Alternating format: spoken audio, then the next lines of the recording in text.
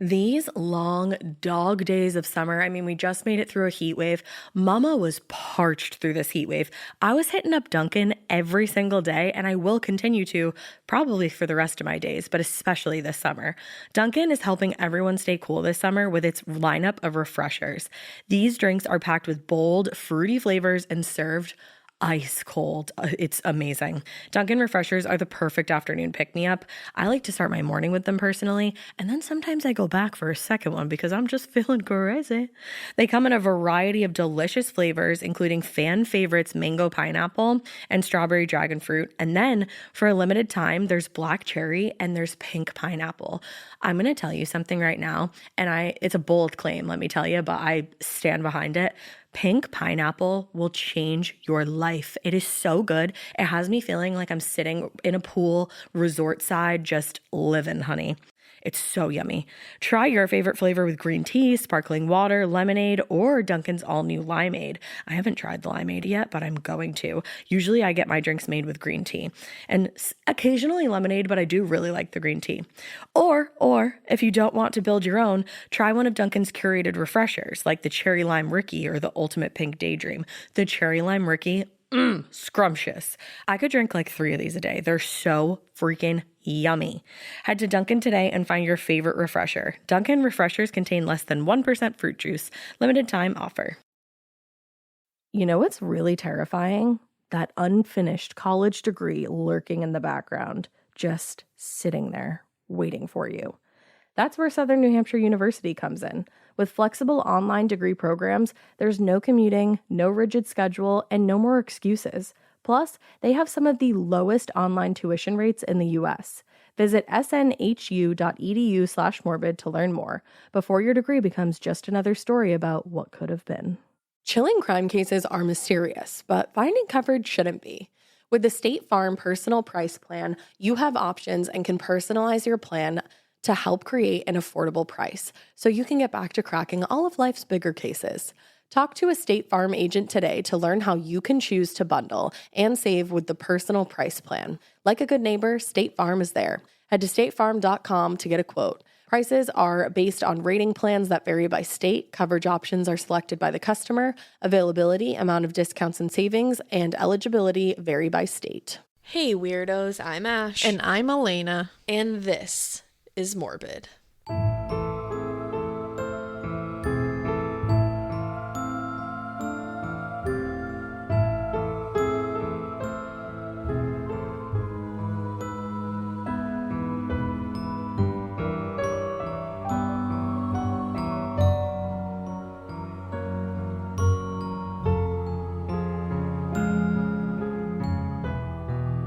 This is morbid. Everything about this episode is going to be morbid. Elena and I have just sat here for the past 30 minutes going through everything going on right now with this missing persons case. Yes. So you may have seen, I know we both shared it. A lot of people have been sharing it. There was this, so there's this case of these 2 kids, Noah Clare and Amber Clare. And they were taken from Tennessee and Kentucky by a family member, Jake Clare. When I first saw this, I was like, what the heck? Because it just seems... Immediately. Yeah. And it's been going on for a while. Now there's clear and imminent danger involved. It's a really scary case. So I just really want to get you guys up to speed on this because they have not found these kids yet. And they are in actual danger. So I want to get this out there.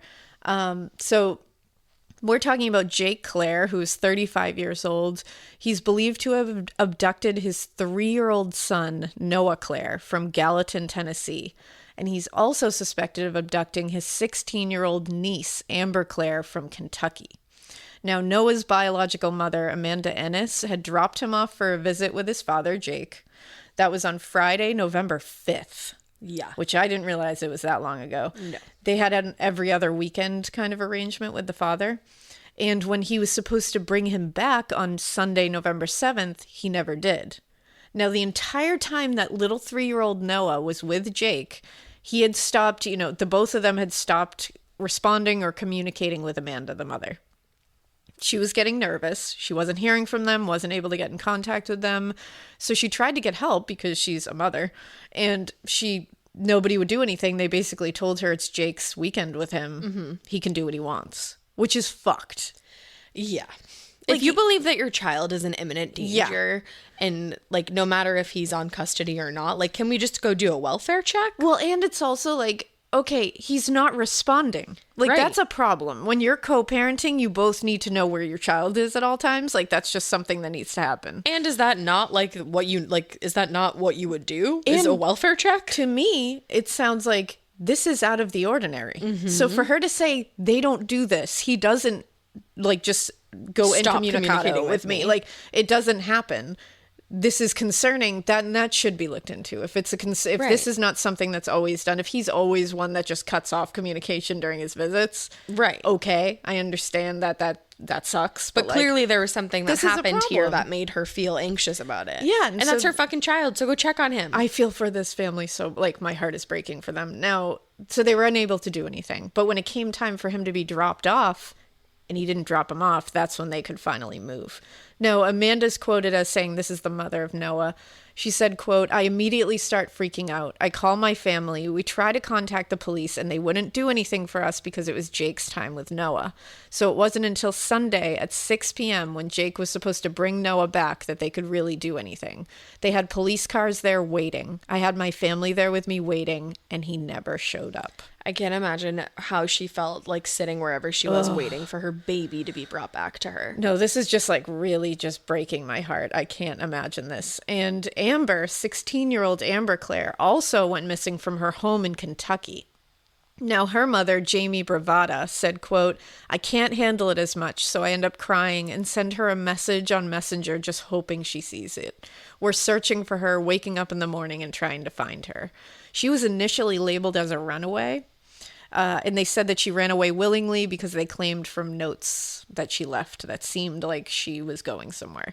But she's now labeled as a missing and endangered child, so that's important. An Amber Alert was not issued for Noah until November 16th, Tuesday of this week. So 10 days after he went missing, essentially. Now, even more disturbingly, it appears that family members have spoken to the media and said they believe that Jake, the uncle of Amber, was grooming her in some way. The notes that they're referring to were like a little disturbing. They were just like a little like, what's going on here? And family believe that they might not have been even written by Amber. Mm-hmm. And they might have even been coached for her to write by Jake. Mm-hmm. So something's happening. He was definitely grooming in some way, or at least manipulating her in some way that they saw, and they are concerned. Now, he was also kind of like a survivalist, an outdoorsman. Yeah. It's weird that we've seen a couple of cases with this kind of scenario. Jake is 6'7", so he's a big guy. He's a giant. And he's 180 pounds to 200 pounds, somewhere in there.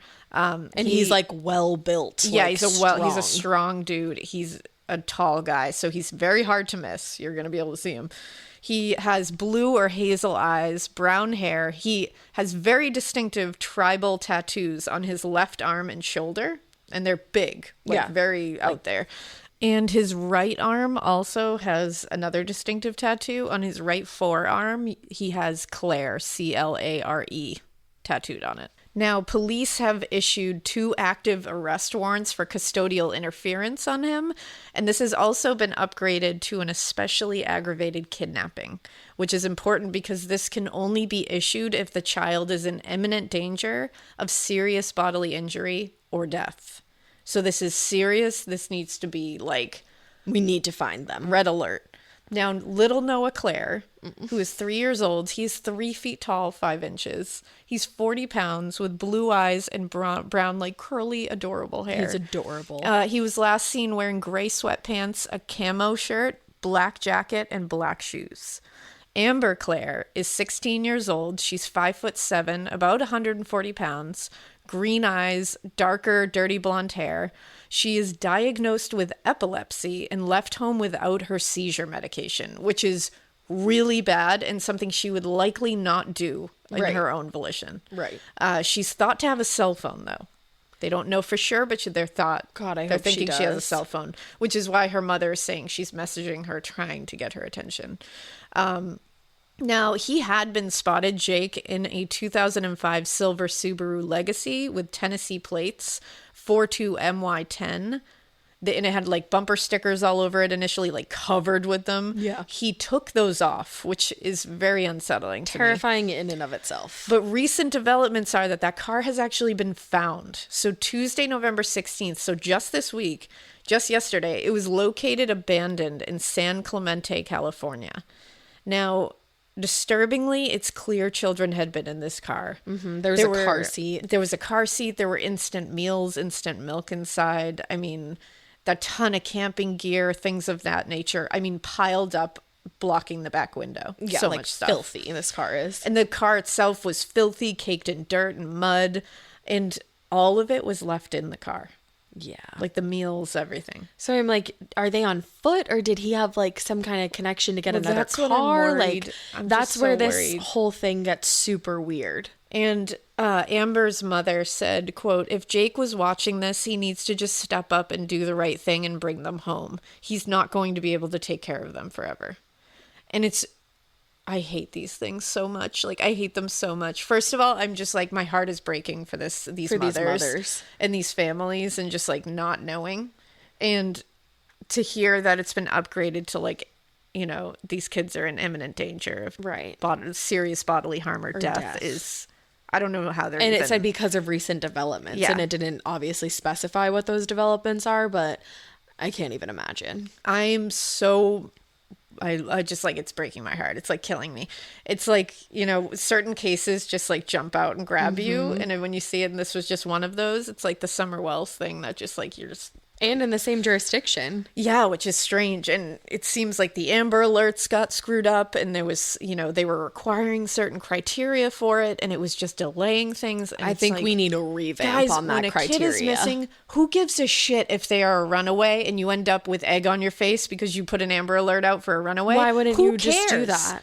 I'd rather overreact than underreact. Just especially in overreact. these situations, you don't know. Overreact every time. And have egg on your face every single time. I will never fault a police department for overreacting to a missing child and finding out that they did it themselves. Well, and they wouldn't even put the Amber Alert out for 3-year-old little Noah. So it's like, what fucking criteria do I need? My 3-year-old is missing and I can't get into contact with his father. Why is that not criteria enough?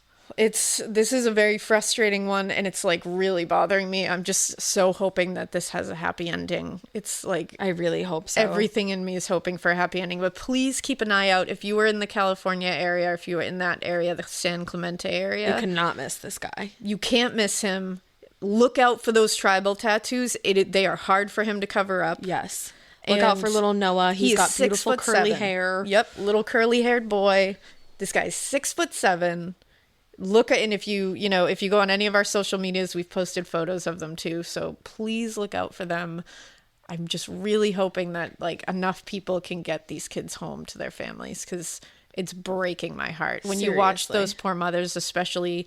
We just watched an interview with Amanda, Noah's mom, and she was just breaking down, like just saying like, I just want to give her a please hug. Don't hurt my baby. And it's just, I keep thinking my youngest is 2. Yeah. And he's only less than a year older than my youngest. And I'm like, he needs so much. They need so like he much requires at that point. so much, and you can't give it to him when you're on the run. Like, give him back to his mom. Like, it's just like, and that's the thing. Like, it doesn't matter your differences with his mother. Yeah. Guys, both of you love him. Yeah. So hopefully just, like, Jacob does. Do something to that kid. You both love him. Like, give him back. Just give him back, man. Like, do the right differences thing. are differences. Like, nothing is worth this. Like, no.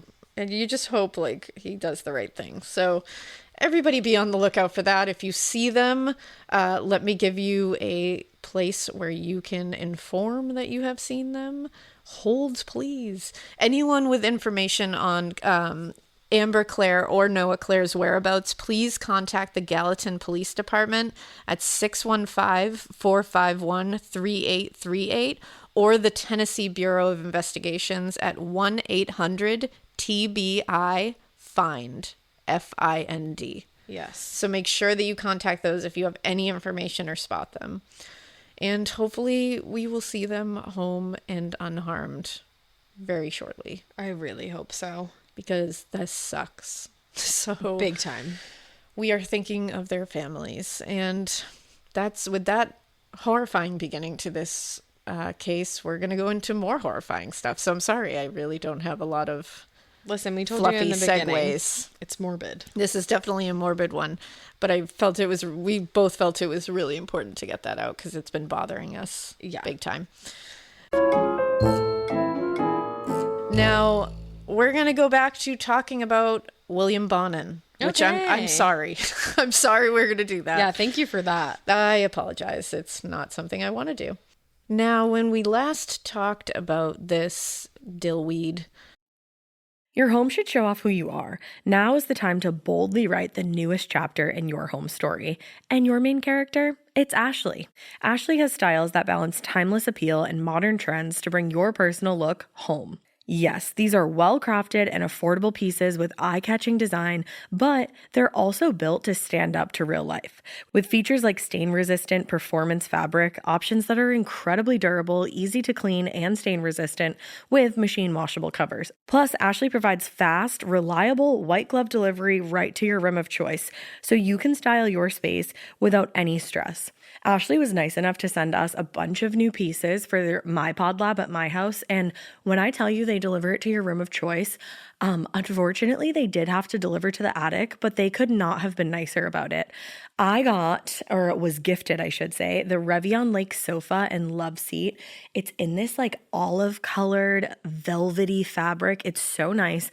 I will say it is so freaking easy to clean because if you know me, you know that I have a white cat and a black cat and then a multicolored cat. The white cat loves to just roll all up on this furniture and leave his hair everywhere, but it's so easy to vacuum. I also got the Meili coffee table. So I have that, like I said, in my attic, but I'm ready to order another one for my living room because this coffee table is so beautiful. It has this like antique old money vibe to it. I absolutely love it. And then finally, I got three actually of the core stone end tables. They have little shelves in them so you can dress them up and, kind of like personalize them to your style. I highly, highly recommend all of the pieces that I got. And I just recommend Ashley in general. It was such an easy process to shop with them and the delivery, all of that from start to finish. It was awesome. Visit your local Ashley store or head to ashley.com to find your style. Getting paid twice a month doesn't mean money is scarce. It just feels that way. That feeling makes you do weird stuff, like putting things on a card you didn't need to. Earnin removes that feeling. With Earnin, you can access up to $150 per day of money you've already earned, plus up to $1,000 between paychecks. Standard transfers take 1 to 2 business days with no mandatory fees, and expedited transfers start at $3.99 and cap at $5.99. 5 million people are already on it, and honestly, it's wild it didn't exist sooner. Download Earnin on the App Store or Google Play, spelled like earning money without the G. Type in Morbid under podcast when you sign up. It'll really help the show. Earnin is a financial technology company, not a bank. Access limits are based on your earnings and risk factors. Standard cash outs take 1 to 2 business days with no mandatory fees. Expedited transfers available for a fee. Tips are voluntary and don't affect the service. Available in select states. Terms and restrictions apply. Visit earnin.com for full details. He is a dillweed. Yeah, he truly is. He was working with at least 3 other dillweeds, which is wild. Yeah, that Butts they were able and Pew. Yeah, just Butts and Pew. Butts, Pew, and Meili. So he had, at this point, convinced William Billy Pew, who was 19 years old, to do this with him. He also had convinced Vernon Butts, who was 22 years old, and Gregory Meili, who was 19 years old. And how old is William at this point? In 1979, he was like 32. Oh, okay. So, because he was born in 47, I think. So he was in his early 30s. So it's not like he's like 60 or something, but it's still like he's hanging out with like 19-year-olds, getting them to like come over and watch porn with him. Like that's not bizarre. Okay. That's not all right. But I just wanted to start this out too with a quote from William. Oh, goody. That I think sums up who he is as a person. Awesome. He said, quote, "Most people are overconfident of their value on this planet. Most people can be done without." Wow, sir. That's so dark. Yeah. And I think that really just sums him up. Like that's literally William Bonin right there. Wow. And when we last talked, we were talking about how crazy it was that the police were like, I don't think this is a serial killer. Astounding. Dozens Truly of young astounding. boys have been killed in the same way and dumped And there's like ligatures left in the on same them. area with ligatures. Yeah. But nah, I don't think so. And I think the reporters actually had it right. And this, especially the reporter J.J. Maloney for the Orange County Register, when he said, it seems like the police, and he was like, and I can't say I blame them, but they don't want the pressure that comes around with saying that there's a serial killer and having to solve that. Like once you say a serial killer is out there, you better start moving because the clock is tick, tick, tick, tick, tick, because people want him off the streets. Obviously. But the thing is, people are going to catch on because they are going to keep reporting these deaths.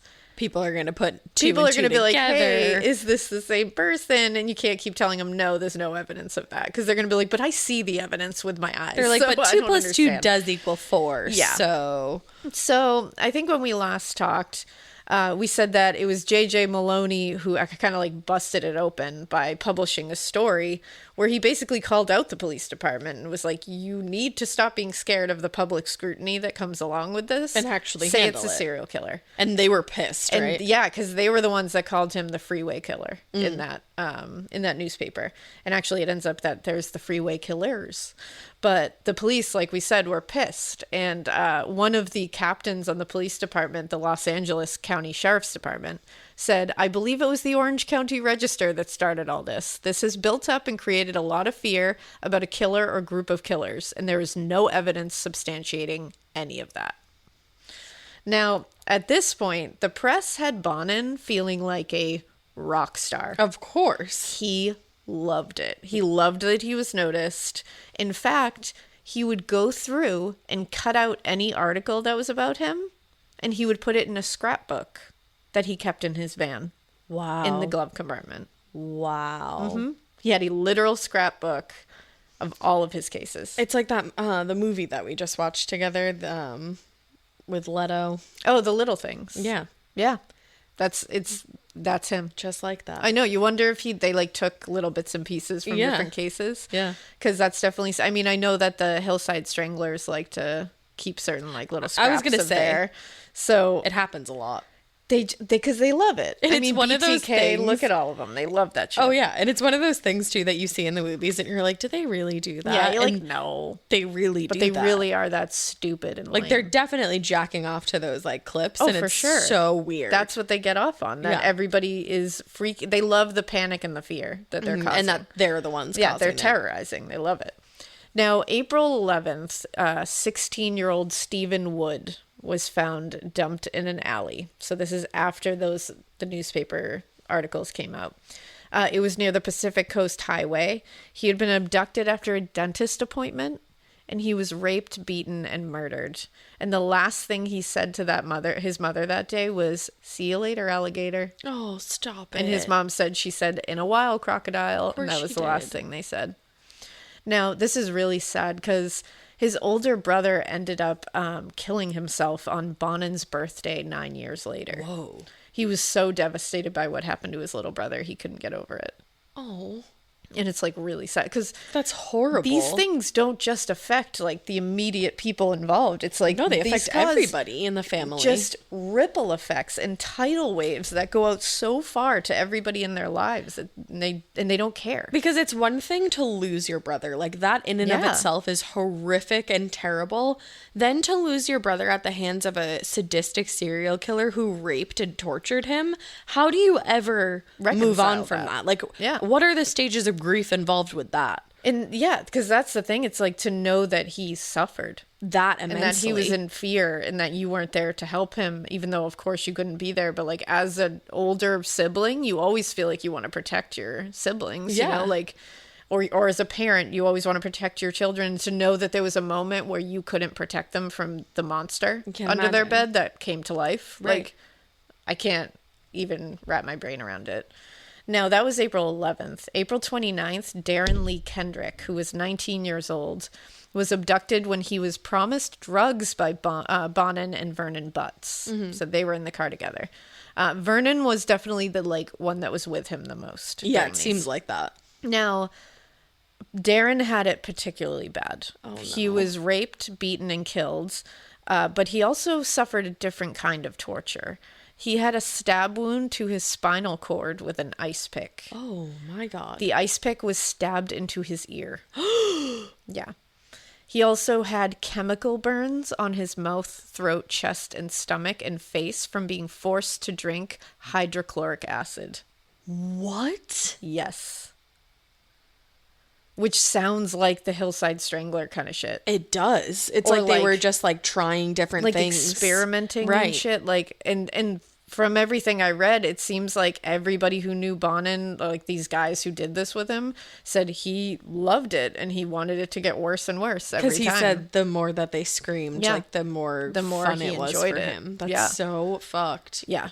Now, his mother, Bonin's mother, moved into his apartment with him at this time. Because remember, he had moved out to his own apartment. Oh yeah. She moved in with him again, but this didn't stop him. Like, it didn't slow him down. Nothing. Not shocked. He just brought people back to hurt them, with her at the house. She was there.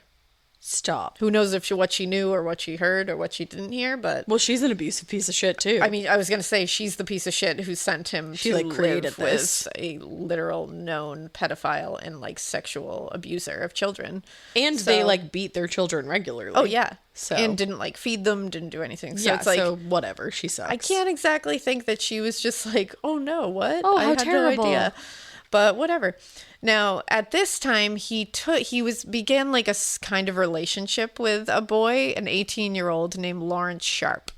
And for a while, Lawrence was staying at the apartment with him. No, was it like a friendship or was it more like a I think there was a romantic- sexual relationship involved, Okay. at least. That's what all sources say.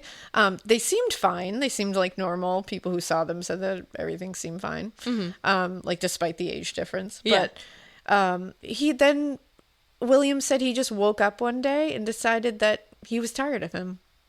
Uh-huh. And so instead of, breaking up with him and asking him to move out of the house, he said, quote, "I just got up one morning and decided I was tired of him. I just got tired of having him around, and so I decided I should kill him."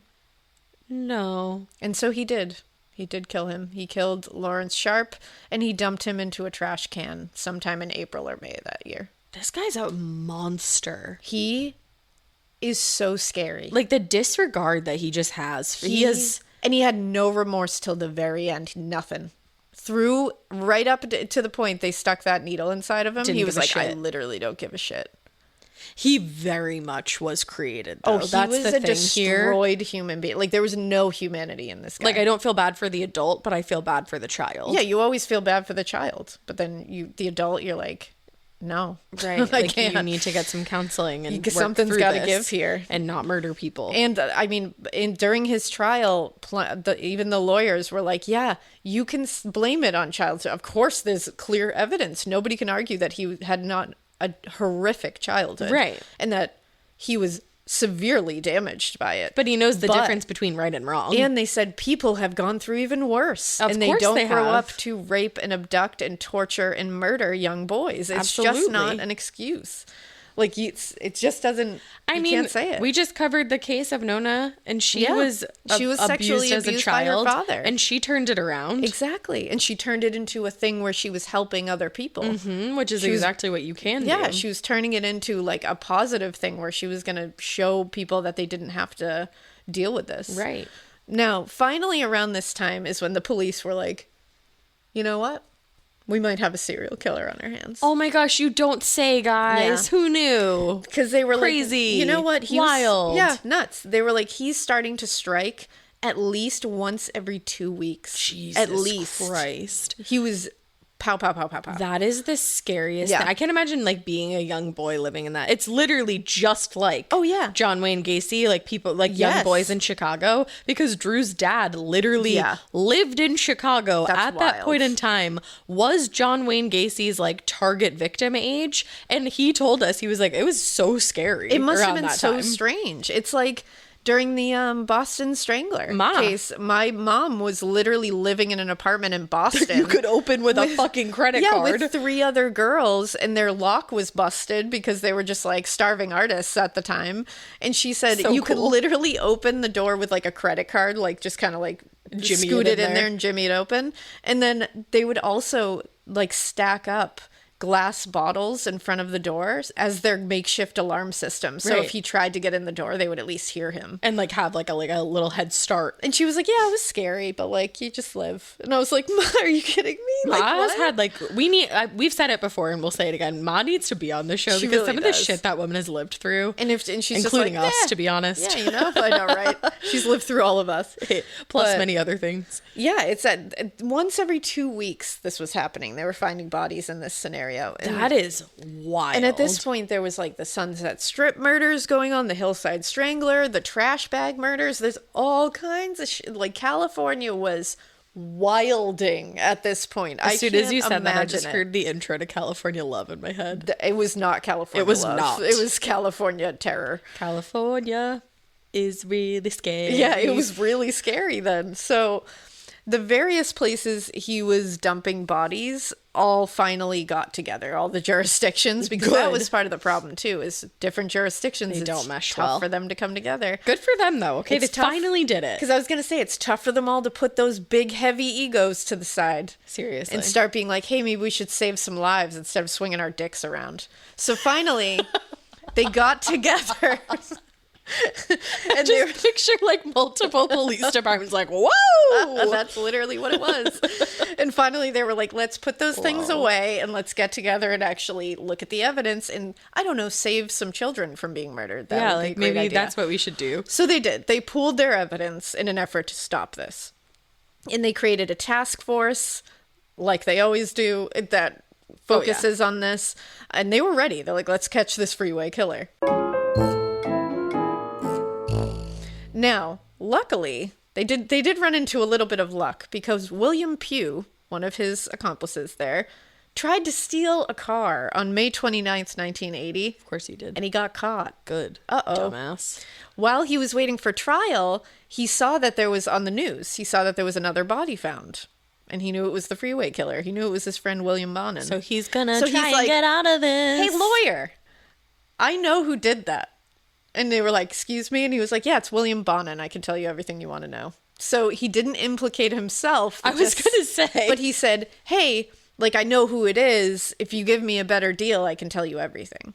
But here's my question. So you got a better deal on this charge, but like they are going to find out that you were involved in all of this. So then you don't get a plea deal for that as well. But you might if you talk. But I don't really know how many neurons are collectively firing between all of these guys. 2.5, I'd say, so I think this is just like one that went and it's one just that went pew. Yeah, it went pew. Literally, it went pew in Pew's brain. And so he was like, hey, like I can tell you stuff, just, you know, let's like, you think you're going to get a drop charge here, but what do you think is going to happen when they find out that you too are raping and killing these young boys? To me, it doesn't seem like William Pugh is like a big picture guy. I think he's more of a day-to-day guy. I think he's that day-to-day guy that you just say, like, what's on the docket for today? And he's like, don't know, but I'll figure it out. Wow. You can't ask him what's on the docket for tomorrow. He doesn't know. You got to figure it out, son. So he didn't, though. So the LAPD detective John St. John interviewed him. John St. John. That's great. Who doesn't love a John? Me. You know? I hate all Johns. I love a John. I love a John. The Sherwin-Williams summer sale is here. Get 30% off select paints and stains or 35% off their newest product, Emerald Symmetry, July 17th through the 27th. Whether you're looking to refresh your interior or your exterior, they've got the colors to bring your vision to life. And with delivery, getting everything to your door is easier than ever. Shop online or visit your neighborhood Sherwin-Williams store. Retail sales only. Some exclusions apply. See store for details. Delivery available on qualifying orders. Every good detective needs a partner to support them on important cases. Think of a State Farm agent like your sidekick, there to help you along the way in your search for coverage. State Farm can help you choose the coverage you need, whether it's for your home, car, boat, or even RV. With so many options, it's nice knowing you have help finding what fits for you so you can get back to solving all of life's bigger cases. Go to statefarm.com or use the award-winning app to connect with a local agent and get a quote. Like a good neighbor, State Farm is there. But he told this detective that William Bonin had confessed to him. He said he confessed to me that he did all this. And he said he had also told him that this was true. He said not only had he confessed to me when we were in the car together, but he actually told me that he had been planning to kill me the night that he met me, which he did. He told him, I was planning on killing you, but then like I decided you could probably like, you know, somebody saw me leave the party with you, so I would have been caught. Like literally told him that, and he was like, ah, and then he was like, you want to kill people with me? And he was like, sure. Yeah. So he actually, and William Bonin admitted that. He was like, oh yeah, I literally told William Pugh that I planned to kill him that night, and I absolutely did. But people saw me leave that party with him, and I'm not about that. Wow. And like, that's like a power move in the scariest way possible. The most terrifying way. Yeah. Because then, of course, you're going to do those things with him, because if not, he might just kill you later. Of course. So you are kind of just, you have to. You're fucked at that point. And William Bonin was, like we said, his IQ was high. He was a smart guy. Yeah, it was like 122. Yeah, right? it was higher. So he's definitely an above average intelligence, and you can see it, unfortunately, because he did go to great lengths to make sure he didn't get caught. He didn't leave a lot of things behind. He was pretty careful to make sure nobody saw him with these boys before that's why he didn't kill William Pugh, because he said people saw me leave the party. Whether somebody would bring that up later, I don't know, but I'm not taking the chance. Right. Now, he tells this detective, you know, this is what he told me. He confessed everything else to me. And what's crazy is that this particular detective, John St. John, I love that name, had taken a tip from someone who claimed they actually lived nearby to William Bonin. And the neighbor had called a tip line earlier and mentioned his name and said, I think he was responsible for some of these. I heard some screaming in his house, but I didn't know if it was kids playing. Right. Because, you know, it's a neighborhood. Yeah. And again, always just overreact, everybody. And good for them. They called. They called the tip line. But Good it's job. just like, and I understand that like sometimes it's hard. You hear something and you're like, was that innocuous or was that scary? You know, like sometimes you're like, was that a scream or was that an animal? Well, and then the shitty thing is that there are cases where like you call and like sometimes they make you feel dumb because they're like, absolutely, because they're like, okay, like and you're like, okay, well, and that's on them. Like that's on some you need to be better at your job shit. Yeah, like, exactly. It's like don't just let people overreact. Exactly. It's better to overreact than underreact. Have we not learned that thus far? Yeah, for Is that real. not the theme of this entire fucking podcast? Nobody's gonna get mad at you for I'm not gonna get mad at you for overreacting to like child murder. No, I don't. I'm not. I don't even think you can overreact. I'm never to gonna child get mad at murder. you for that. I'm gonna get real salty at you for underreacting. Correct. So just know that's that. just my new thing. I'm know just gonna that say going correct forward when you say things. Correct. Now, the same month, May 1980, he had someone come live with him again. So after he killed Lawrence Sharp, he had another boy come live with him. This is 18-year-old James Monroe. Also, going back to that, was his mom not like, "Hey, what happened to your roommate"? Oh, I don't think she gives a shit. No, she about doesn't. But like, anything. just worth mentioning. That's just my feeling about Alice. But they began a relationship, James and William. And Bonin, at some point that month, confessed to him everything and said, "This is what I've done." And he said, "Do you want to come with me and start abducting, raping, and murdering young boys together?" I do not. And James was like, "Yeah, I do." So this motherfucker has now found the fourth human being that wants to do this with him. yeah. Okay. And just by being like, hey, can I tell you something? like, it's crazy in these cases when they have one person that wants to do that with them. Four people that are like, yeah, I will abduct, rape, torture, and murder young children with you. Sounds like a plan. Yeah. What is going on, California? Well, and it makes you think, like, how many more would he have gotten? It makes If he you kept think going? how many people exist like that right now. Like, how many people in the grocery store out of 100 are like, yeah, cool, I'll go rape and kill people. Would agree to just go murder someone with you if you just, like, hypothetically threw it at them. This show has terrified me into oblivion. Yeah, truly. It really has. Like, I can't do anything And I mean, anymore. he was on pace to get a new accomplice every other month here. Like, he was literally just, Seriously. like, stacking them up. And this was on June 1st that they had this discussion. And on June 2nd, they picked up Stephen Wells hitchhiking together. Okay. They offered him money and they said they offered him money for sex. We will never know. That's what they say. They said he agreed to come back to the apartment. They bound him, raped him, and killed him by strangling him. He was found the following day on June 3rd with signs that he had been viciously beaten in his face, and his cause of death was ligature strangulation. Now, what's crazy, so the day that these two, James Monroe and William Bonin, pick up Stephen Wells hitchhiking and do this, that was June 2nd, the police had actually begun surveillance on Bonin on that day. The day that he was found? Because on June 1st...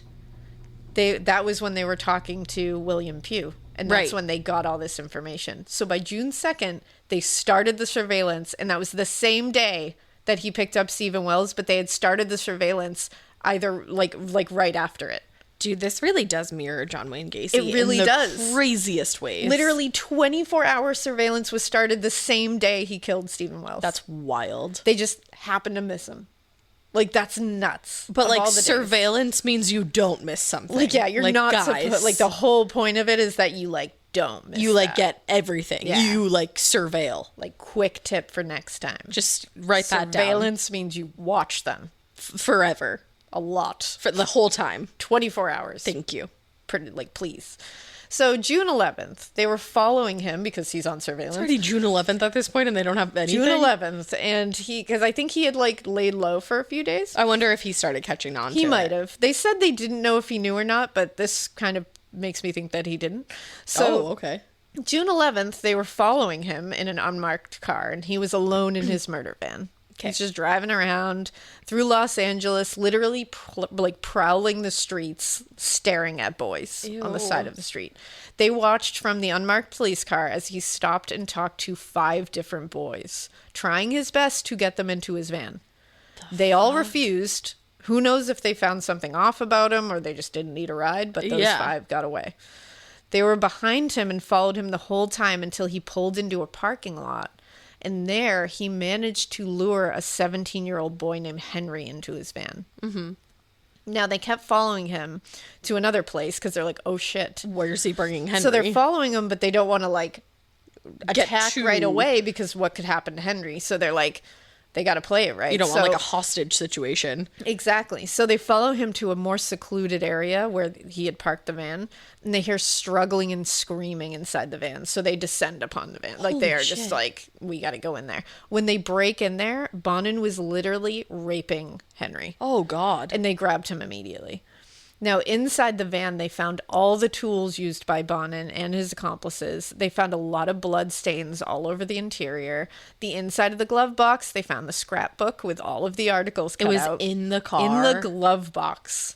Wow. In the glove box. So it was pretty clear to them who they had caught here. Yes. Like, he literally had a scrapbook that was like, hello, I'm the Freeway killer. Wow. Yeah.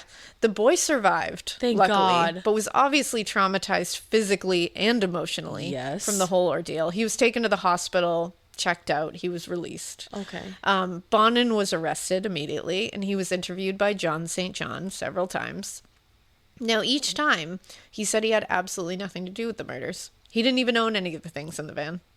He said, what's all the blood about in your van, though? He said, I know who does own everything in that van, and I know who did do all this. It's your van, sir. But he said, I was sworn to secrecy not to tell, and I was threatened that if I told, he would come for me next. I'd be like, okay, cool. Well, you're going to prison anyway because we literally caught you raping a child. Yeah. So you can go ahead and keep your secret, but, like, we're going to get you eventually. Well, finally, he was like, okay, at first he's like, no, all those knives belong to the real killer, and I'm not the real killer. Are you shitting me? So finally, once they, like, prodded a little bit more, he moved that lie to say he was actually helping the real killer, but again, it was because he was being threatened with his own life, and oops, that 17-year-old that I was caught raping, that's not my fault either. I was doing what he told me to do.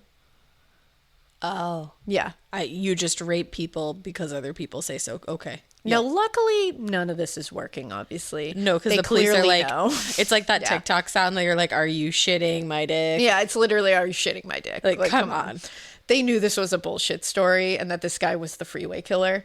They had blood, semen, and fiber and hair evidence at this point now that confirmed him as and the killer. a fucking scrapbook in a van registered to you, sir. Now, the van had green carpet fibers, and these Of course fibers it did. were found on a ton of the victims, and they were able to match them. Oh, that's terrible. And the blood and semen that they found on some of the victims at the crime scenes in the van, Match. inside of him, all matched. So they were like, dude, we got you. You're dumb. So now they're like, how do we get him to confess? We got to get this asshole. Because he's Right. like a stone wall right now. He's like, nope, didn't do it. With Don't a know what to tell stupid you. mustache. So they had to like circumvent his story a little bit, like this whole like I'm just a victim attitude, and find a way to appeal to anything else. They had to like inside of play him. with it. Now, initially they thought that this whole thing worked because he had like a shred of humanity inside of him, but we find out later what the real reason was this worked. And let me just tell you right ahead of time, it's not because he gives a shit. Yeah, I just no. want you to know that. I didn't really get that vibe from Yeah. him overall. So John St. John sat down to interview him, and he said he sat in front of him silently, and they just stared at each other. That is my worst nightmare. He then said so the detective just placed a folded piece of paper in front of him, just like slid it over to him. Didn't say a word. like a movie. Like a movie. He was like, I totally did it just like that. He was like, this And he is too said, much, but I did after it. a second or two, Bonin picked it up, read what was on the paper, and then slid it back over to him. And he said, I'm ready to confess. What did the paper say? That paper was a letter, and it was written by a mother of one of the victims who had not yet been located, but was tied to him. His name was Sean King, and he was a known victim, but they just didn't have his body. So the letter was his mother begging Bonin to just tell her where her son's remains were so that she could bury them properly and give him respect. It worked. So he did have like a little shred? No. Because he didn't tell her where he was. Well, just hold on to it. Hold on to that thought that he might have a little bit of shred, because later he tells you exactly why he did what he did, and I'll get to it. Don't worry. Come But on, I'm gonna let you think for a second that maybe he was like, you know what? Well, That now I tugged know on that my he didn't, heartstrings. so I'm just like, I'm So- trying to think of why not, but go ahead, go He off. said, I'm ready to say that he said he was ready to say that he abducted, raped, beat, tortured, and murdered 21 boys. Wow. Then he dropped a bomb. That's when he said, oh, by the way, I'm in the business of doing this with 4 other men. Yeah. So the police had always wondered how one guy was doing all of this, but they definitely didn't think it was like this. They did not think there was 4 other people that had been doing this. No, this is like the Ridgeway killers, And then, too. yeah. And of course, he's sitting there and wait, the who? No, I said the Ridgeway. I meant the Chicago Ripper crew. Yes, you're right. But then I think, You're what right. did I morph that with? Gary Ridgway. Thank the you. Green River Killer. Because for a Yes. second I was like, yes. You were like, yeah, No. no, who's that? The Ridgeway. I'm leaving. I just Goodbye. blew through it. I was like, yeah. Yes. Wait, what? No. Like, should I know that Wow. killer? I should do that other times That with was like crazy. different things. Okay. So yeah, the Ripper. You're right though. Yeah, right. It The truly Ripper crew. is. Now, of course, he says, "You want to know who they are?" I'll let it all out. Okay. So he's like, "I'll let you know who they are. They are William Billy Pugh. He's 19 years old." And then they said And in your Vernon Butts, custody. 22. Gregory Miley, 19 years old. Oh, and James Monroe. So he said Vernon Butts was really the main one who helped him the most, and he was correct. He said Vernon had literally had a hand in a lot of the cases, like literally done the things that he had done. And he said he hurt the boys or killed some of them himself. He was the one that was mainly in it.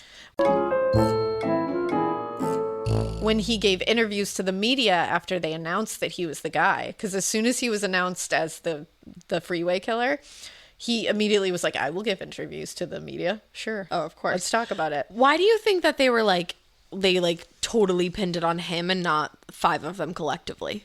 I mean, they all get pieces of it. Okay. But they were able to determine that he killed alone a lot of times. Okay. He did kill alone. Okay. And they were able also to determine that he was the main aggressor. And they were idiots that were with him. Just there. But they were also monsters themselves, just in a different way. Okay. Now, when he gave these interviews to the media, he basically was like, I don't feel bad. I have 0 remorse. I like killing, and that's why I do it. And he told them at one point, like, I am addicted to it. It's like a drug to me. I need it all the time, and sometimes I need more because it's just not doing the job. Wow. Like, was very open, like, let's talk about it. And he actually was quoted as saying, quote, sometimes I'd get tense and think I was going to go crazy if I didn't get some release. Like my head would explode. So I'd go out hunting, Killing helped me. It was like needing to go gambling or getting drunk. I had to do it. No, it's very different. It's very different. Very different. He actually spoke to one reporter named David Lopez and gave a very extensive interview. And he told him things like he liked the sound that dying kids made. What the fuck? He also told him he was scared of getting the death penalty. He didn't want to die. And he told him he only told the police where Sean King's body was and only confessed after that because the police promised him a hamburger and he was really hungry. So that whole thing about, like, I read the letter and felt something for that. No, he was just really hungry, and they said, we'll give you a hamburger if you tell us. And he was like, okay. I don't have any words. I wish that you guys could see my face right now. It's literally, it's befuddled, I would say. A hamburger. A hamburger. He wanted a hamburger and they offered him one, so he said, okay. You know what they should have done? They should have offered him said hamburger and then had him confess. And then eaten it in front of him. Thank you. That is actually precisely what I was going to say. Yeah. They all should have, everybody in the fucking police department at that point should have collectively gone into the room with like 5 gajillion hamburgers and just salivated over them. Yeah. That would actually be hilarious to just completely surround him with like Big Macs and just sit there and all eat them. Be like, and do you want to talk about how good they were? Do you want some? No, sorry, I don't think you'd like it. Just sit around him and be like, man, it's that Big Mac sauce, isn't it? It tastes so good. I love something about these hamburgers. Oh, is it the pickles that taste different? I don't know. William, what do you think? I forgot. You don't have one. Should we get more of these guys? Yeah, let's get more. Let's get more and just throw them out. Why didn't they do that? Yeah, they should have. Oh, never throw out a hamburger. Either way, that's why he did that. Wow. It was not the letter from Sean's grieving mother. That's horrible. And I hope that she didn't know that. Yeah, I hope she never had to hear that piece of information. Well, he also told a story about punching a boy in the throat so many times that he eventually killed him with that method alone. By just punching someone in the throat over and over. God. Yeah.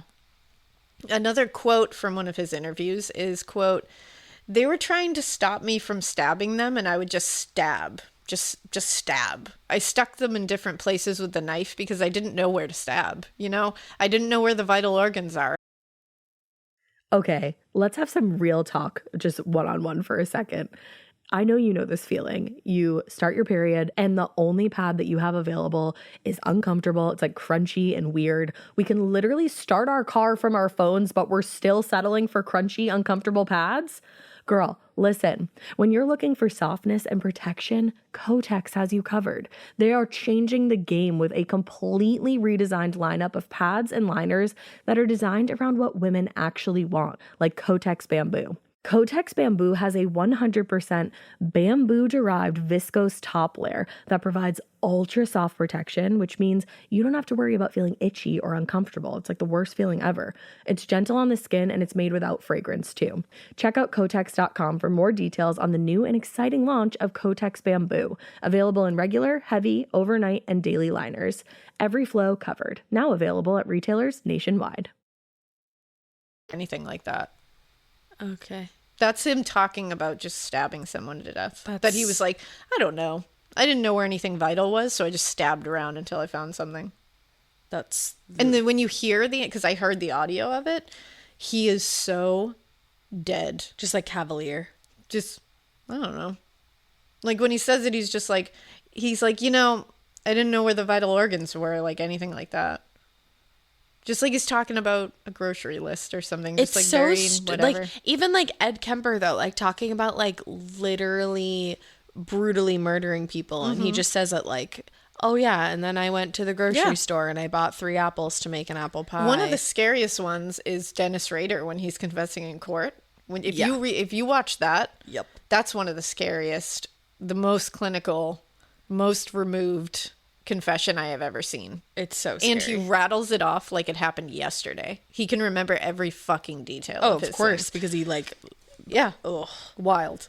So all of them suck so hard. Yeah. So they were able to use this evidence that they had to officially connect him to 16 murders. That's what they were able to like officially connect him to with the evidence. And that's what they charged him with initially for trial.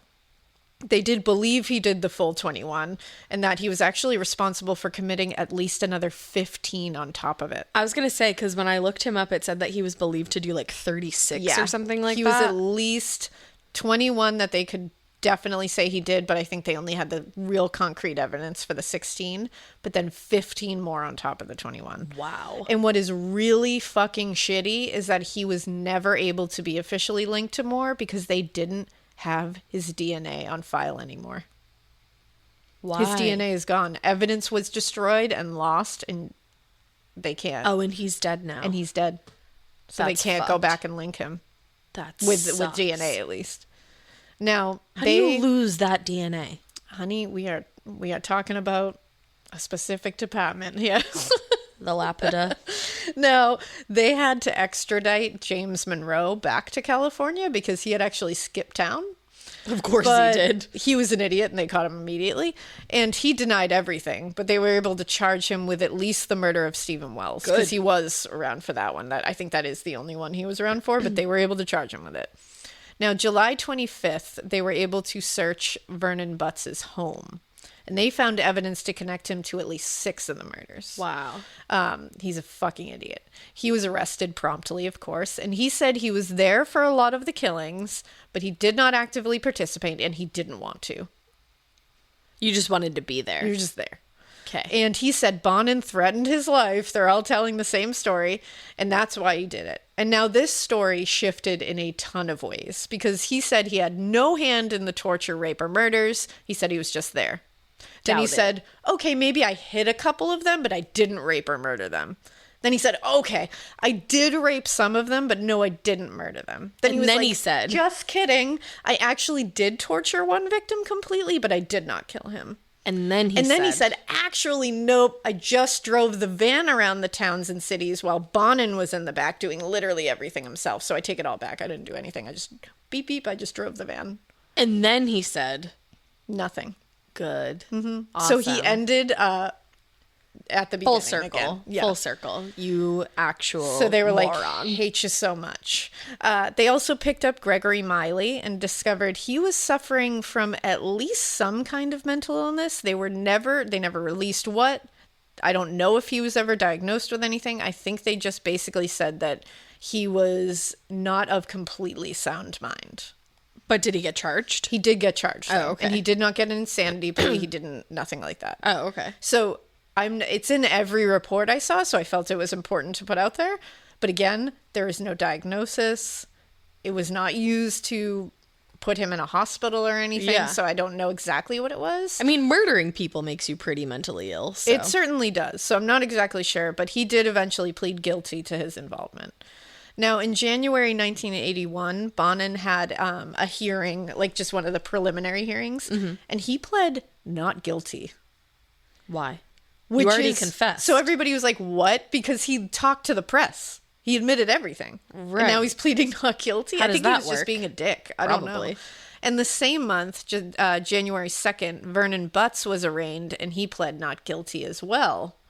But then 4 days after that, he hung himself with a towel in his cell. Wow. And he was killed. Yeah. So that tells you everything you need to know about his involvement. Now, Bonin went to trial on November 4th, 1981. Now we only have Pugh, Miley, and Monroe left as the accomplices, and Pugh has given information, so he's got a little bit of a different deal here. Right. So the prosecution had Miley and Monroe on their side to testify against Bonin. Okay. They told everything. Yeah, saying Like canaries. Details about each murder and how Bonin loved it and enjoyed the pain and torture of it all. They said he would take what little money these victims had in their pockets, and Bonin would buy like fast food burgers with it and eat them sitting next to their bodies in the van. What the fuck? And he would randomly, like, while he was eating a burger, he'd be like, thanks, Sean, wherever you are. Like, he would say shit like that. Like, he thought it was hilarious. What is wrong with this guy? And both of them, both Miley and Monroe, said they can still remember the sounds of bones breaking when these boys would be strangled with the tire iron. Because they said he would literally crush their necks.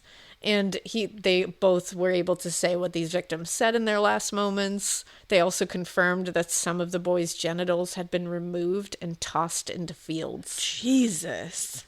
People in the courtroom literally got physically sick. I'm sure they did. They were running from the courtroom at times. Like, people would just have to run out of the courtroom because it was that graphic of testimony. Yeah. Now, the defense had a tough job.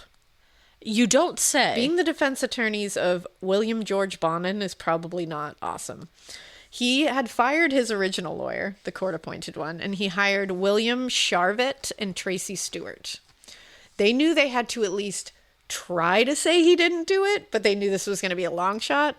Especially because he had confessed to multiple media outlets and the actual police. But they were trying to say that Miley and Monroe were not credible witnesses, but they knew that this was going to be a long shot, again, because, like you said, Bonin had told everyone in the press, basically everyone on planet Earth, that he did it, that he liked it, that he didn't feel bad about it. And they also caught him in the middle of abducting and raping somebody. Yeah, and he'd already been caught for raping other boys. Right. And, like, let go. So it was also brought up that he, you know, that this was going to be tough to say it's not him, because he used this very unique and specific, it's called the windlass method of strangulation, for more than 6 of the cases in front of them that day. Is that when he did the So like a windlass, I guess, is a mechanism or machine used to crank rope or cable. So it tightens the rope or cable, and it's like a garrote in a way, or like how Bonin would use a t-shirt and a tire iron to strangle the victims, because he'd use the tire iron to like tighten the thing. So that signature really hurt him. Yeah. Like, that was definitely tied back to him. But they figured if maybe they could really hammer in that horrific childhood angle, that they could at least get some mercy and at least stop the death penalty, which is what they were asking for him. Okay. And they were like, that's really all we can do. Yeah. Now, they brought in a child psychologist, and this child psychologist said it was clear that because of his horrific abuse he had endured as a child, that he was not able to distinguish between love and violence. And they said he was only shown abuse and aggression. He was never shown love, never shown safety, so he doesn't know what that is. Mm-hmm.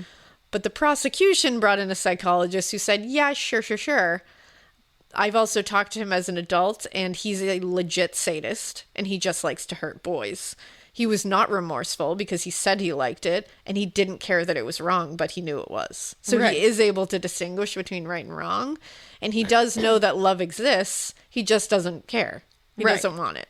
And again, they were like, sure, he has a horrific childhood, but they came forth again and said, so do a lot of other people, and they don't do this. It's not an excuse. Right. Like, I'm sorry. Right. Like, sure, we can feel bad for him as a child. Not now. They also put David Lopez on the stand. He was that reporter that when William Bonin, like, really gave the really horrific details to.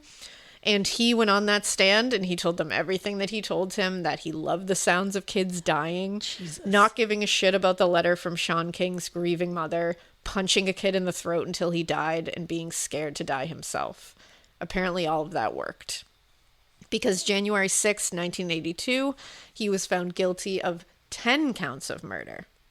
They couldn't get him on 2 of the counts of murder that they were charging him for in this jurisdiction. So he only got the 10. But then he was found guilty of 4 more in another county. So there was like another whole trial, and he was found guilty of 4 more. Okay.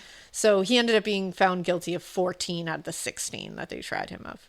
He was sentenced to death, and he would never be remorseful even for a second. He consistently said he was not sorry. He would have continued to kill if he didn't get caught, and his only regret was that he was caught and that he had to stop. Wow. And he was on death row for 14 years. Holy shit. He literally wrote to victims' families and told one mother how much he loved killing her son because of the screams he made. Okay. Mm-hmm. Why are we not scanning the letters that William Bonin is writing? I have no idea how these got out, but he was able to contact these people. That is the most fucked thing I've ever... Like, you're sitting in prison. Yeah. And we're not going to just, like, peek through your mail really quick just to make sure that you're not doing something like that? I have no idea, but that, to me, it just seals the deal for him. Because like, they flick through the mail that they're receiving to make sure there's not, Yeah. like, any kind of craziness in there. But you can't look through the mail or you don't even have to look at it. The fact that he's sending a family member a letter. Nope. Well, think about Shred Kenneth that. Bianchi. He was able to send, what's her name? Victoria. I was like, what's her name? No, there? Veronica Compton. Yeah. He was able to send Veronica Compton like crime scene photos and another Right. And like a detailed I don't know plan what's to like going help on. him get out of prison. Yeah, I have no idea what's going on. Yeah, we there. should probably figure that out as well while we're that's here. something we should all be on top of. But yeah, that happened. So he's a fucking demon. That's And horrific. he I'm so sorry for those parents. Oh, I can't even fathom. And he made a ton of appeals, but they were all denied. The last You one. think we're gonna let you out after Yeah. you told us you're writing to parents that you love the sounds that their dying children made, and you're gonna have the balls to file an appeal at the same fucking time? I can tell you with like if somebody wrote me a letter and said that, there would not be a safe place on planet Earth for them. Not even prison. Not even prison. I'd be No. like, you think you're safe in there? Haha. Like, that's wildly horrific. I can't. I don't even want to Yeah. put myself in that headspace. So I his can't last even. appeal was denied an hour before he was executed. What? Like, come on. I know. It's ridiculous. But let's bring us to February 22nd, 1996. That is the day before his scheduled execution. He gave one final interview and he said, you know what? And this was totally just to be a dick. He was like, you know what? I'm fine with dying now. Like the day before, he's like, I've made peace with it. Yeah, I It's like, bet. all right. Probably shaking in your boots, buddy. And for even more reasons to hate this creature, he said in this final interview that even though the victims' families believe they're going to get closure and peace with his execution, they wouldn't. And that made him happy. What? Yep. The fuck? Literally was like, I know you think you're going to get some kind of peace because I'm gone, but you won't. And think- that makes me happy. So far, he is one of the, like, he is like top Honestly. 3 most Honestly, evil. he truly is. I don't think we've ever covered a case where they've like taken their last moments to say that to the families. Right? I can't think of No, one I right can't now, think at of one. least. Especially this one just really, really cut me to the core What when an I was reading asshole. Like, there's not even it. a word. He's an asshole. He like is. truly. Just an asshole. Yeah. Now, for his last meal, I'm always interested in I am last too. meals. I'm just like, feel like I have to say them when I find them. Yeah. Especially when they're like, wow, you Was it ate a all that hamburger? before you died? No, that would be crazy. But actually, he asked for 2 large pepperoni and sausage pizzas, 3 pints of coffee ice cream, and 3 6-packs of regular Coke. He didn't eat all of that, did He drank a lot of the Coca-Cola. I just don't understand why you would want to go out like feeling horrible. Because you're going to die. So they're like, you might as well I'd like to feel fill you up. somewhat good Would you? when I die. I don't know. I mean, Yeah. I'm glad I'm not in this position. So, Well, I was going to say I I'd never don't be in really the know. position of like lethal injection, Yeah, no. luckily. but it's always like amazing to me what people will choose to eat at their last Yeah. meal. Like 3 pints of coffee ice cream. Like I like coffee Not ice even cream. like mint chocolate chip. That's the thing. It's like, like I cookie like dough? coffee ice cream. Like I think it's fine. Like, hi, coffee ice cream. I'll eat you if you're there. In a pinch. My last meal? I'm not asking for 3 actual pints of coffee ice cream. And, like- you think you'd vary it. And like, oh, the dairy. Oh, the dairy. Like so 2 much dairy. pizzas and 3 pints of ice cream. Yeah. Wow. I mean, I hope Here's a quick podcast for all you true crime fans. The case of the missing Reese's.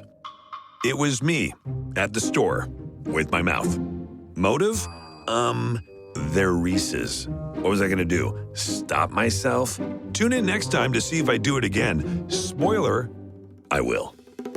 Wow, that had everything. Reese's, suspense, Reese's. he felt like shit. Garbage. I hope he felt like an actual garbage truck. like hot garbage. And it's pretty safe to say he did, so we can all take some kind of like comfort in that. I do. Now, that while he was there, while he's like nomming on his gross last meal, Do you know how long they give you for your I last don't know meal? exactly how long they give you. I wonder if there's if like you an have to allotted like really eat it fast or- amount of time. I don't know, actually. That's a good question. I guess the warden also came by and chatted with him for up to an hour. And he was able to come out of there and say, I can confirm that the Freeway killer is dying without one shred of remorse. Wow. And on February 23rd, the next day, 1996, the year that Ash came into this beautiful world. 4 months until me. So this guy went out and Ash came in. Good replacement, I think. I think so. I would much rather I'd take it. that. Now, Bonin was executed by lethal injection. He was 49 years old. And he was the first person to be executed by lethal injection in California history. Wow. Isn't that I did interesting? not know that. Yeah, they were using the gas chamber before this. Oh. And then it was ruled like cruel and unusual. So people that were there were families of the victims, some of the investigators, and also David, the boy we talked about in the very beginning, who was abducted and raped and he just dropped him off after trying And to he kill said, him. we'll meet again. And he said, we'll meet again. Little did he know was it'd be there. He was there to see him. And it's like, yeah, we met again, motherfucker. Yeah, while you were dying. Yeah. And David like really went through it like after that. And of course he did. But David got his life on track and he like powered through it. Good for him. And last I read about him, he's doing great. So like, good job, David. Good. Now, William Bonin's last words were, God. I feel the death penalty is not an answer for the problems at hand. I feel it sends the wrong message to the people of this country. Young people act as they see other people acting instead of as people tell them to act. I would advise that when a person has thought of doing anything serious against the law, that before they did, they should go to a quiet place and think about it seriously. So he was basically being like, if you want to break the law, you should probably think about it because getting caught sucks. That was essentially his last a really words. good translation. That was pretty much it. Yeah. Now, his family did not come to this execution, and they did not claim his body. No one he knew would claim that body. So, I mean, they also didn't show up for him in his real life, so. yeah, and he had like siblings. He had extended family. Yeah, I meant that like did. his parents Like, didn't yeah, show up for him. no one. I wouldn't expect them to come, but like, I didn't know if somebody would come, but good for them for not coming. No. But nobody claimed the body, so the state has the body cremated in that scenario, and his ashes were actually scattered in the Pacific Ocean. Why would they do that? Which I was like, gross. Yeah, no. Wow. The Pacific Ocean never asked for that. No, it didn't. I know that for a fact. Yeah. Now, as for his accomplices, 2 of them died. Now, Vernon Butts hung himself while waiting for trial, and Gregory Miley was actually killed in 2016 while he was serving his sentence in Mule Creek State Prison. That's in California. He, I guess, was killed by another inmate in the yard. And I guess he was attacked. Then they put him back in he was like looked at medically. Then they brought him back to his cell and he was found unconscious and then brought into the hospital and he died. Yikes. So, bye. Now, James Monroe, who was convicted, remember, of killing Stephen Wells, he is currently serving 15 years to life for second-degree murder. And he actually asked to, like, he wrote into the governor and whoever else is in charge and asked to be executed. Interesting. And they were like, nah. like, that's not how that works. It's like, honey, no. Like, now I want you to serve forever because you are clearly miserable and that's you're what like you trying deserve. to get out of this. Now, William Pugh was sentenced to 6 years for voluntary manslaughter. Because remember, he struck the deal. I was like, what? He was freed from prison after serving only 4 years in 1985. So the year I was born, he got out of prison. Wow. He's now just out living. No, like, parole or anything? No, he's just out. It was in 1985, so he's just... Who knows if that's even his name now? I'm like, do we keep tabs on him? Not real sure. Or... Not real sure. I'm hoping he was there for, like, a good gets amount it of together. them. Him and Butts were, like, I mean, seemed to be Vernon there Butts the was most. really, like, the guy. And Gregory Miley was definitely, like, way more brutal and hands-on than this guy. William Pugh, He was young, too. He was young, and he was definitely there, like, bad. But I don't think he was as hands-on as the rest of them. And then he did get that deal because he gave him up. But that is the end of the William Bonin story. He's dead. 2 of them are dead. One of them's out. You know, the other one's still in jail. Wow.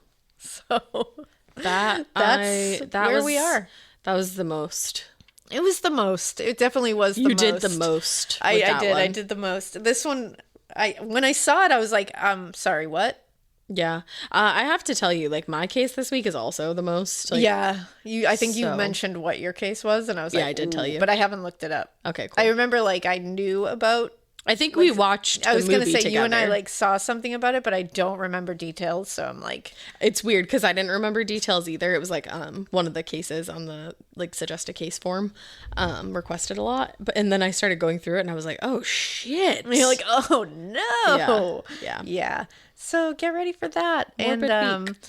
there's also I have like kind of a I'm an interesting Patreon. I couldn't speak. Sorry, I just had a moment. I was like, what are I was you like, what am I announcing? trying to say? I have a very interesting Patreon bonus episode that I'm cooking up. So be on the yeah. lookout for that, Patronuses. It's a cool one. And yeah, sorry. But like, Sorry I introduced this into your brain. but we do hope that you keep listening. We do, and we hope you Keep it weird. There's nothing in this story that I feel personally obligated to tell you to not keep it that weird. Yeah, you know. This is all very, very much in your brain to not keep it that weird. No one keeps it as weird as William Bonin. No. No. It's not weird. It's not even the word for No, it. So it's just like definitely keep not. it weird.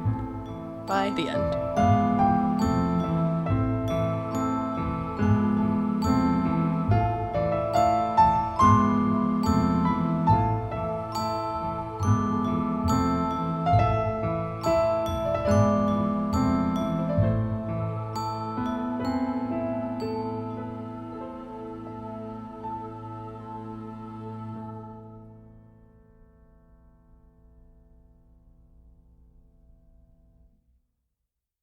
Your home holds the story of your life. Renewal by Andersen windows are built to weather every season with you. They frame the little moments. Look, Daddy. And the big ones, from first steps to graduation to new beginnings. While life keeps moving, our windows stand strong through every chapter. Let Renewal by Andersen be part of your story. Windows built to last. Visit renewalbyandersenhome.com to learn more. I like things my way. My coffee, my schedule, and my treatment. So I talked to my doctor about self-injecting with the Vyvgart Hytrulo prefilled syringe, which contains Efgartigimod alpha and hyaluronidase QVFC. It's injected under your skin, subcutaneously. It means I can inject in my space, on my time. It's my treatment, my way. Visit VyvgartMyWay.com. That's VYVGART MyWay.com. And talk to your doctor about Vyvgart Hytrulo. Brought to you by argenx.